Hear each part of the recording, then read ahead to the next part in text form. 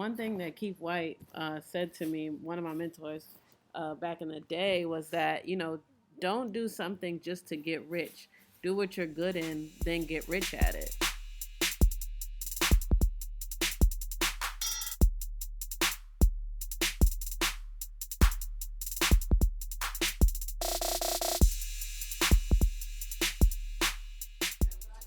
Hey, what's up, everybody? This is Parables from the Projects podcast. I am Mia Hall, aka Nene from Pink Houses. What up, everybody? I'm Gordy from Brownsville. Never ran, never will. What's up? And Happy New Year! Happy New Year, y'all. What's your 2020? 2020. 2020. What movie is that? 2020 is Friday. Fridays, baby. Yes, so we hope that, your Ice Cube, give us a call. Is off to a great start. Happy to be back in the new year. And ready for this next decade, man. First 10 years was, first 10 years. The last 10 years were one for the books. And we're looking forward to what this decade will bring, man. And for all of our listeners, too. So, of course, like we always like to do, we start with what's going on. But we're going to have a special New Year's edition where we talk a little bit about our 2020 vision. So, Dad, what's going on with your 2020 vision? Yo, hip hop now. Look, so check it out, right? What I'm noticing about stress is that it causes everything is leading from stress, right? So this year, right, it's the no stress factor, which is not the no mistake factor. It's just that when you make a mistake, you gotta blow that crap out, man. I remember Jamie Foxx doing comedy. Like, now I really get when he said you gotta blow that crap out. That was probably over 15 years ago he said that, but it makes all the sense in the world. And the Bible is no condemnation. Like, it's like you don't, like, so say if you sinned, you say you sorry, it ain't like God said, yo, okay, you got to do this and that and that. So the stress level comes from you thinking that you're going to just, you messed up so bad, even though you over 5 years old now, but you thinking you messed up so bad that, you got to dwell on this mess up and you got to beat yourself up, man. But my thing this year is like, now I'm fighting myself back. So now when I say, yo, man, you a dummy, why you did that? I'll be like, yo, who you talking to, first of all? First of all, who you talking to? So I know it's going to sound crazy. Yeah, I'm promoting talking to yourself, but I'm going to tell you something. Don't let people tell you you're crazy for talking to yourself, because who else going to tell you if you by yourself and you about to do something dumb? Or if you by yourself and you're getting stressed out about some crap you did. So that's my New Year's resolution is no more stress, because I've been through the hospital. I'm sick now, I think. And then anything you want to do, it's going to come with some situations like we were supposed to do the podcast and I got sick again. So it's like it's this thing now. So, but I ain't going to let it stress me out. But anyway, yeah, that's the New Year's thing, no stress. But it's no stress fighting your own self. Amen. All right, no, that's what's up, man. No stress. Everything Irie, Hakuna Matata. Man, let's Kakuna? go. Hakuna Matata. Hakuna whatever. But you know what it means. Yeah, right. Yeah. Exactly. It means no worries for the rest of your days. So, all right. So, yeah, for 2020, man, my friend Kelsey had asked me what's my word for the year. I didn't say, okay, boom, let me think about all these words. But the first word that came to me was surrender, because I really want to surrender my way and really leave it up to God. Honestly, look, it's really, I thank God that he gives me the desires of my hearts, but, I really want to surrender my plan and really do his plan. And, the translation for that, practical translation, is to do things that are aligned with God's will. And, the things that I know that he has put on my heart to do, to follow it and to be consistent with it as well. So that's my 2020 word. Another word for 2020 is bravery. Like, it's time to, not even to not be afraid. Like, fearless. I am not opposed to fear. Like, you can have fear and do it anyway. So that's my thing. Like, it's not to be fearless, it's to, be brave. Sometimes you still have fear when you go and do something that's brave, or, go and do something that's bold, but you do it anyway. So that's my two words. Yes. So we're hoping that you have some awesome 2020 goals that will get accomplished. And why don't you go ahead and tweet us those your 2020 words, your 2020 goals at Project Parables, or like us on Facebook, and leave a comment on our post that will ask about your 2020 vision and your 2020 goals. All right, so right now we're going to get into our parable of the day. As we said, we were going to continue the conversation and continue the story thread, right?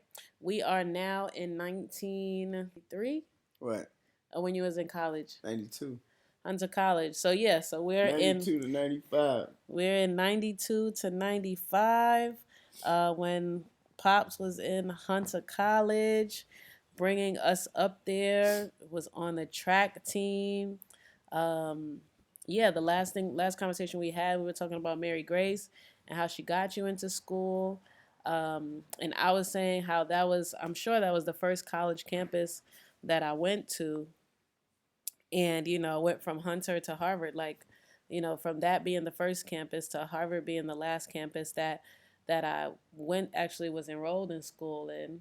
I'm trying to think of the last college campus I actually visited to speak or something. Maybe Rutgers. I spoke at Rutgers. I went to NYU for a class. So we were speaking to Jalyn, right? And she was speaking about how some people ask dance majors in college. Now we're talking about college in 2020. Right. Right. And when you say your major is dance, people look like, okay, so what's your minor? But our thing was to that. It's like, do what you do and do it well. Do it well. So I would think, yeah. So if you got if your major is something that's not popular among somebody else, don't worry about it. Because my major was cleaning toilet bowls. Literally, my major. In college I didn't finish college. So when I went back to Hunter College, I left in the middle of me going back. I was there for 3 years, but I didn't get regular classes until that third year. Which that third year, though, it was 1995, and Mike Tyson had got out of jail. And I can remember the day. So I was in a college dorm. It was a unisex dorm, and somebody came and knocked on my door. Said we had a telephone booth in the middle of the hall. So somebody said, somebody's on the phone with you. It wasn't Mike, it was Rory Holloway. And he said, Joe, man, pack up, man. We back, man. I need you to go out to Southington, Ohio, fix up the house. Ironically, look, that's another whole story. So he told me to go out there, fix up the house so when Mike get home, like it was some tiles in the ceiling that was missing. And he knew I did some painting and construction. So they flew me out there. I left college. I don't remember signing out. I remember just packing my stuff, going to Rory house, and catching a plane like the next day. And that was a whole nother world, a whole nother 3 years that we gonna talk about in later editions. But yeah, so the fact that I was there doing whatever it was I was doing at that time, doing it really well. And now, I mind you, I had not been in school. I dropped out in junior high school. In 8th grade, I dropped out. After 8th grade, I dropped out of school. Then I went to a group home. I dropped out for 2 years. Went to a group home. Went back to high school. Dropped out in 10th grade. Yeah, that's a whole nother story. But let's get to the. So when I brought the kids and stuff up to Hunter College, it's crazy how you inspire kids when they're so young, to experience a college. Mia lived in pink houses. You know what I'm saying? So, and I used to bring the kids from there up to Hunter College. So you impact kids. The point is this. I'm a director of facilities now over 14 buildings. And next year we're opening a new school. So it'll be 15 buildings. Then it'll be 16 buildings. So in another 5 years, I'm thinking I'll be running 17 or 18 buildings, starting from making $400 a week. After taxes, it was like 200, 300 something. Wasn't even making no money. Didn't even care about the money, but just wanted to do a good job for the kids. So when people ask you when you doing something like you're in college or you say you didn't go to college and you got your GED program and you got a little job at McDonald's, as long as you at McDonald's, making sure everything is right, Your if you do your best McDonald's job, somebody's gonna see it and make you a manager. Then somebody's gonna see it and make you an owner. So you gotta just when you're in your moment, don't let people just don't let them put a bug in your brain. Like you dance, you having fun dancing. If you like dancing, that's what you do now, and do it at your best ability. And God will find a place for it. But you gotta work hard at whatever you do. One thing that Keith White said to me, one of my mentors back in the day, was that, don't do something just to get rich. Do what you're good in, then get rich at it. It's like, people are thinking, oh, dance, like, well, you can't make money off of that. You'll be a starving artist or whatever, whatever. And, I was thinking that about, sports management. You don't start out making, a lot of money. And you might not even end up making a lot of money, but, you can if you, are good at it, and you'll get rich at it. So, because at the time I was thinking, oh, I want to go to law school. I just want to make money. Like, I want to be a lawyer and just make money. And, that doesn't even happen for all lawyers. So it's like you really have to, follow what you're good in, follow your passion. Sometimes, what you're good in might not be your passion, but it's, what you were put on this earth to do. And, you can fulfill your passion in other ways for sure. So, for the college students out there, stay focused, stay consistent. Don't worry, don't stress about what's next. And, everybody pressuring you, oh, what you going to do after school? What you going to do after school? Like, know that you got it. Like, make your plan. Try something out. If it doesn't work, after you have spent a good amount of significant time consistently going after it, then you can always switch. But definitely, I would say, like my dad said, work hard, build relationships. Like, that's going to be an important part too, because what got me from the hood to Harvard was definitely, relationships. It was after Hampton University that I got into Harvard. And, if it wasn't for me going to church, hearing my pastor's sermon the year before I graduated, and him talking about, them supporting the Harvey Fellowship, which, allowed people of Christian faith to go to one of the top schools in their major and get a scholarship. And so if I didn't hear about that scholarship, from, going to church and that relationship I had with my pastor, or, just, from, I found out through a person, like, so the answer to your next problem will be through a person. But, if it wasn't for that, I wouldn't even have the idea or the audacity to, apply to Harvard. I didn't want to apply to Harvard before that.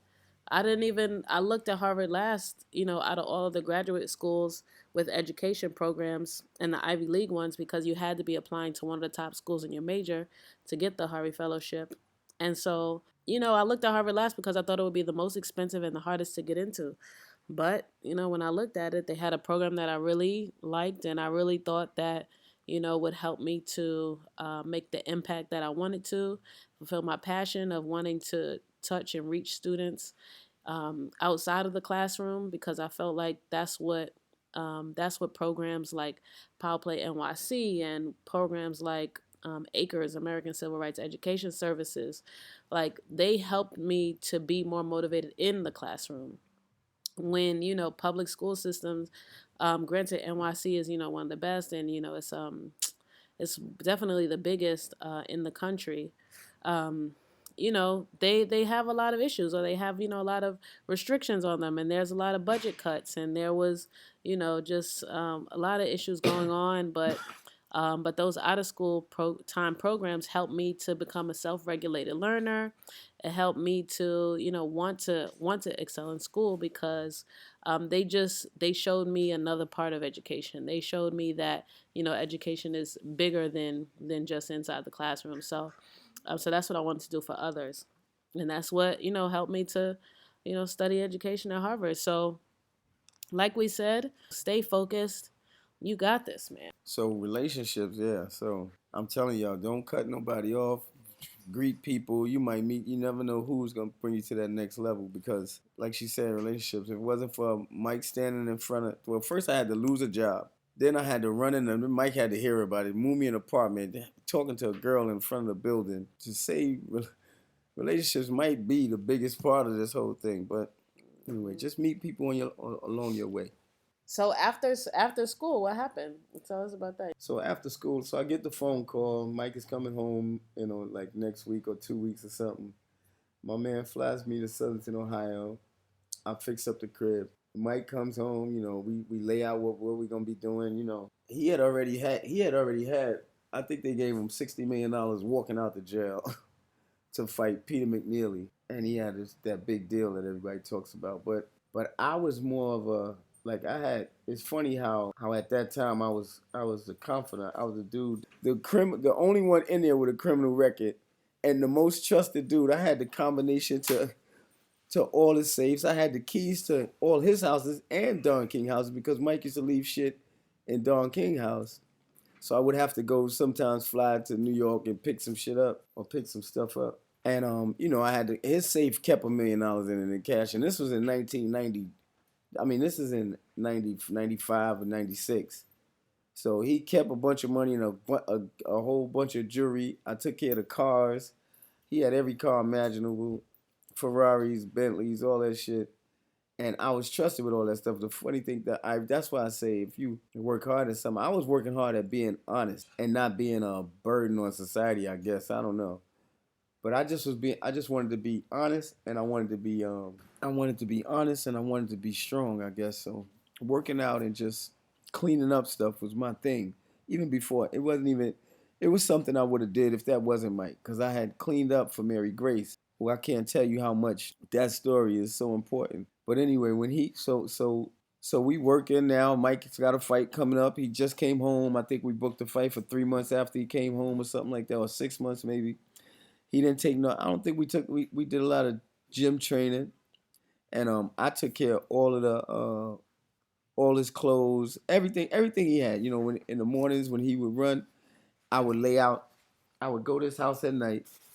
Whether he was there at night, I would lay out like 4 pair of shoes, 4 pair of sweatpants, 4 shirts, for something for him to run in the morning with, because he got up like 4 o'clock in the morning, and he ran every day no matter what. He might take a day or two off sometimes, but for the majority of the week, he would run every day and then go to the gym and work out. And then we go to the boxing gym. So I carried all the bags.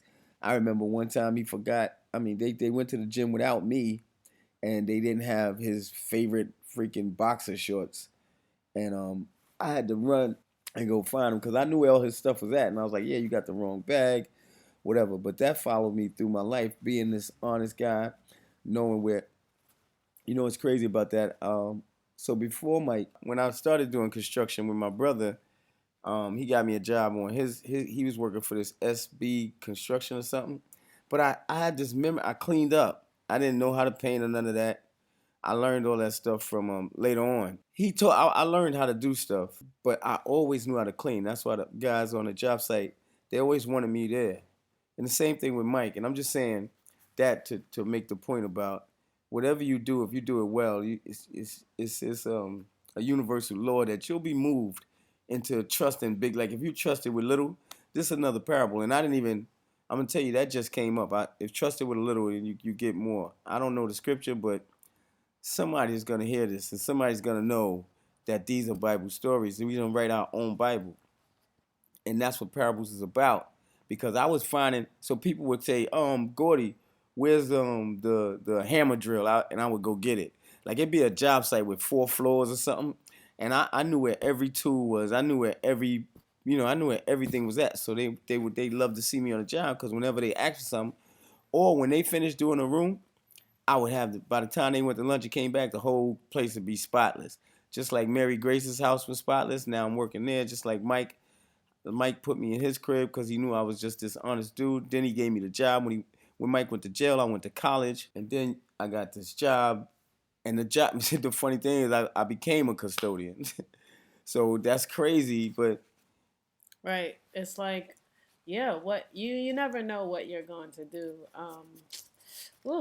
Going back to, well, I mean, I feel like where I am right now, I've been doing conferences so long, and now I'm like hired to, to really put on a big conference in September. So it's just like you keep doing what you do it well, and somebody's gonna call you for it. And I was thinking, like, man, like people, it seems like it's so easy sometimes to say, like, me and my friends were talking about Olori Swank yesterday, and we were talking about how she was approached by somebody that wanted their artist to just look like her, and she like said, I'll call you back in an hour, like tell me your rates, and she said, I'll call you back in an hour. And I'm just like, man, does it really happen for people like that? Like, how is it that easy? But honestly, like, it's not that it's easy, it's just that, like, when they say luck is when preparation meets opportunity. So when you've been doing what you do well for X amount of years, like, an opportunity is going to come. And if you're prepared, then you'll be able to take advantage of those opportunities. So just know, you keep on being consistent at what you're good at. You keep on being faithful over few, so God can make you ruler over many, or over much. Man, you will get those opportunities, and it'll be a surprise. Like, man, this almost seems like it came out of nowhere, but the seeds that you've sown, the seeds that you have watered, at some point they are going to grow. They are going to manifest. You are going to get the harvest. And so your harvest is coming. Man, you don't know when, the time, the date, the hour, but your harvest is coming, man. So for college students, for post grad, wherever you are in your career, man, know that your time is coming. I was trying to see any more college, related to college stories. But when we get to, because I went to college in 2002, right now we're in 95. When we get to 2002, I promise I'll have more college stories for sure. All right, y'all. So now we have come to the portion of the show where we give a shout out to our Parables from the Projects person of the day. And today's person is none other than... Drum roll.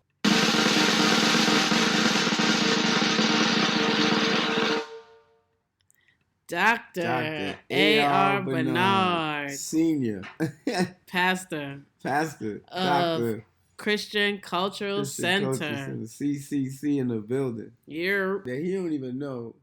So if he'd have been any other type of preacher, I don't know if I'd have been in the church. So it's crazy how I went to his church, how I go to the church that's on Linden Boulevard. There used to be a supermarket that I think we used to rob in. So he wasn't one of them old hype pastors be jumping around and doing all that stuff. The first time I went there, I didn't even, it was when I was hustling. So I went there in like the 80s, but so say fast forward 5 or 7 years later, I go to jail, finally do my last bid, come home, and I didn't hear nothing he said in the 80s. Matter of fact, I just was doing it just for Adrian, who brought me to the church. She never pressured me into going to church or none of that. She was just, she was just cool.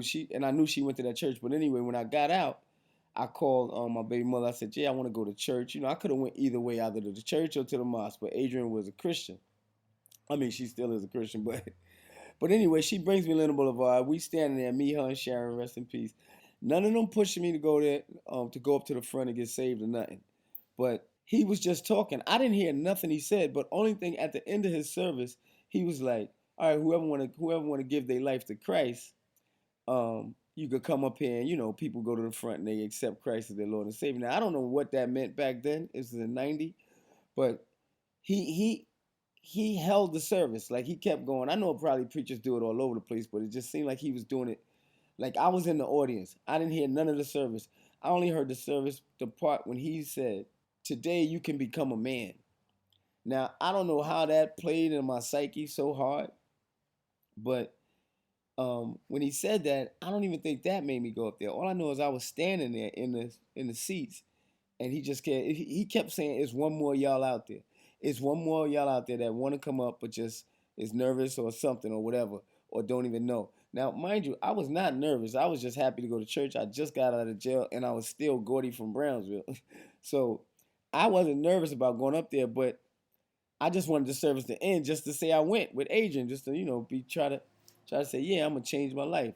Anyway, he keeps saying, and it seemed like an hour passed by to me, but it probably was only a minute. But anyway, I wound up finding, I still don't know. I remember saying, excuse me, going up there, but I really can't tell you why I went up there. But when I went up there, he looked me in my face, And there was a lot of people up there. He looked at me and he said, "Today you became a man." And I don't know why that was more than any church song or any touching of me. That's why I say he didn't touch me, he didn't anoint me with no oil. He said, "Today you became a man." That's what hit me, man. So we leave the church. That's alone. I think we told that story. So yeah, so that Pastor Bernard for not, I don't remember them ever asking for an offering. I don't remember them doing none of that stuff in that church, man. And I think that's what drew me back to go back again. And all his services seemed like he was talking to me. And he don't even know me to this day, and I've been there over 20 years. But I did meet him a couple of times, but my daughter probably knows him more than me. But yeah, so shout out to Pastor ARB Bernard for keeping it just calm and just talking to people, teaching people. Not even, it wasn't no hoopla about church. It was about Christ in culture.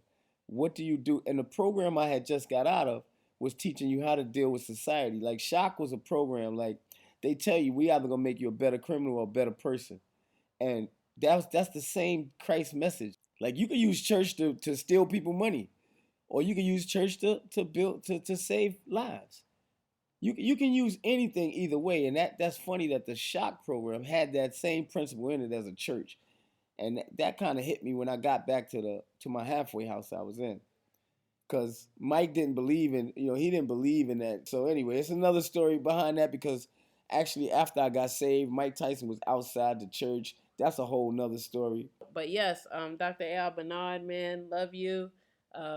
Thank you for just like you said. My dad went to the church. He started bringing us to church, and that's where I first got saved, and really started following God. It was probably a similar situation, but I know that the first time I went by myself, when my dad was in Vegas, so this was actually probably around the same time. My dad lived in Vegas, so he wasn't taking us to the church anymore. But I went by myself, and it just felt like home, and I just was going ever since, up until I moved to California. But of course, every time I come home, I'm back. And yeah, man, was happy to see him out in LA. Even a month or so ago, and I plan to see him when he comes back out there. So salute to Dr. ARB Bernard Sr. Shout out to Pastor Karen Bernard. Shout out to Jamal Bernard and Lady Rita Bernard. Man, and all the Mr. Dario, Mr. Reggie, all the Lisa, Donnie, Jenny, Gloria, all the CCC family. Man, Sarah, Big Hank, Carol, my homies. We love y'all. So, thank you for tuning in to episode 5 of season 2, Parables from the Projects. Man, make sure that you share this with 2 friends. Find us on social media. We're on Facebook, Parables from the Project. Follow us on Twitter at Project Parables. On Instagram, I'm at Mia_Hall19. Pops is at GorgeousGordy9. So spread the word, spread the good news. And we'll see you next time on Parables from the Projects. Peace out, everybody. Peace and love, baby. Peace and love.